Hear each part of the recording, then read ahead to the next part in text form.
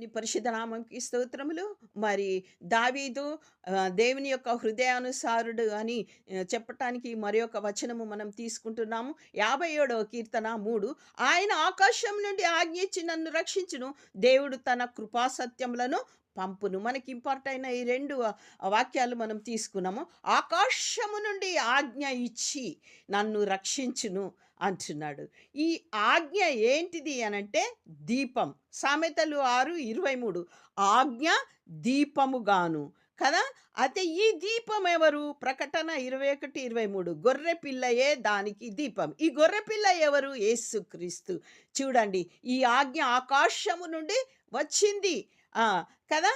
ఎట్లా యోహాను 1:14 ఆ వాక్యము శరీరధారై కృపాసత్య సంపూర్ణుడుగా మన మధ్య నివసించెను. చూడండి, కృపాసత్య సంపూర్ణుడుగా ఇక్కడ 2 కూడా ఉపయోగించిండు. ఆజ్ఞ ఇచ్చి నన్ను రక్షించును, కృపాసత్య సంపూర్ణుడుగా పంపును అంటుండు. ఆయన అంటే ఎవరు? తండ్రి అయిన దేవుడు ఆకాశం నుంచి తన కుమారుణ్ణి పంపినాడు. చూడండి, మొదటి యోహాను 1:14లో తండ్రి వలన కలిగిన అద్వితీయ కుమారుని మహిమ వలె మనము ఆయన మహిమను చూస్తున్నాం.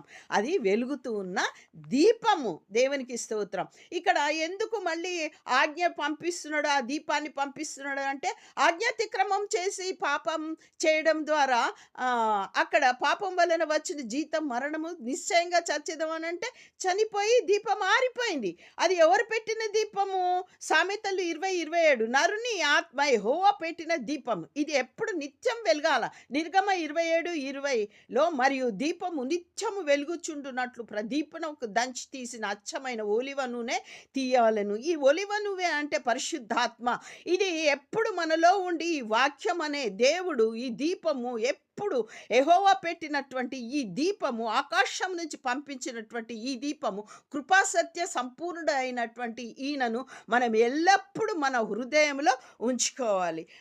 అదే బుద్ధిగల కన్యకలు ఈ సిద్ధిలలో నూనె ఉంచుకున్న పరిశుద్ధాత్మ తక్కువ కాకుండా ఉంచుకున్నాడు. యెహోవా పెట్టిన దీపము ఆత్మ, యేసుక్రీస్తు వారు అనే దీపము, పరిశుద్ధాత్మ అనేవి ఈ విధంగా తండ్రి, కుమార, పరిశుద్ధాత్మ అనేటటువంటి ఈ త్రియేక దేవుడు మనలో ఎప్పుడూ వెలుగుతూ ఉండాలి. నిత్యము వెలుగుతూ ఉండాలి.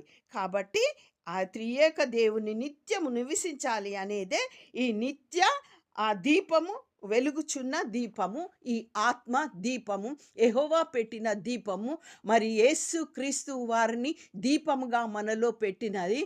మరి పరిశుద్ధాత్మ తక్కువ కావద్దు. ఇందులో తండ్రి పంపించాడు. మరి దీపంగా యేసుక్రీస్తున్నారు. మరి సిద్ధులలో